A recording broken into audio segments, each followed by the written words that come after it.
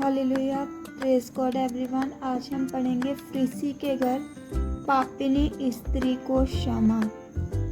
फिर किसी फरीसी ने उससे विनती की कि वे उसके साथ भोजन करे।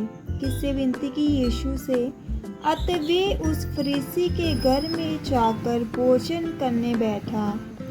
उस नगर की एक पापिनी स्त्री ये जानकर कि फरीसी के घर में भोजन करने बैठा है, संगमरमर के पात्र में इत्र लाई और उसके पाँव के पास पीछे खड़ी होकर रोती हुई उसके पाँव को आंसुओं से भिगोने और अपने सिर के बालों से पोंछने लगी और उसके पाँव बार बार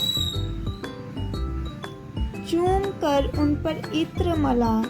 ये देखकर वे फरीसी जिसने उसे बुलाया था अपने मन में सोचने लगा, यदि ये भविष्यद्वक्ता होता तो जान जाता कि ये जो उसे छू रही है वे कौन और कैसी स्त्री है, क्योंकि वे तो पापिनी है। यीशु ने उसके उत्तर में कहा, हे शमौन, मुझे तुझसे कुछ कहना है। वे बोला, हे गुरु, कह। किसी महाजन के 2 देनदार थे, एक 500 और दूसरा 50 दिनार का देनदार था। जब उनके पास पटाने को कुछ ना रहा तो उसने दोनों को क्षमा कर दिया। इसलिए उनमें से कौन उससे अधिक प्रेम रखेगा? शमौन ने उत्तर दिया, मेरी समझ में वे जिसका उसने अधिक छोड़ दिया। उसने उससे कहा, तूने ठीक विचार किया है। और उस स्त्री की ओर फिरकर उसने शमौन से कहा, क्या तू इस स्त्री को देखता है?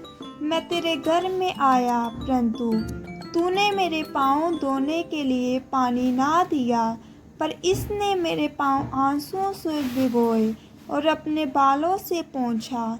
तूने मुझे चूमा ना दिया, पर जब से मैं आया हूँ तब से इसने मेरे पाँव का चूमना ना छोड़ा। तूने मेरे सिर पर तेल नहीं मला, पर इसने मेरे पाँव पर इत्र मला है।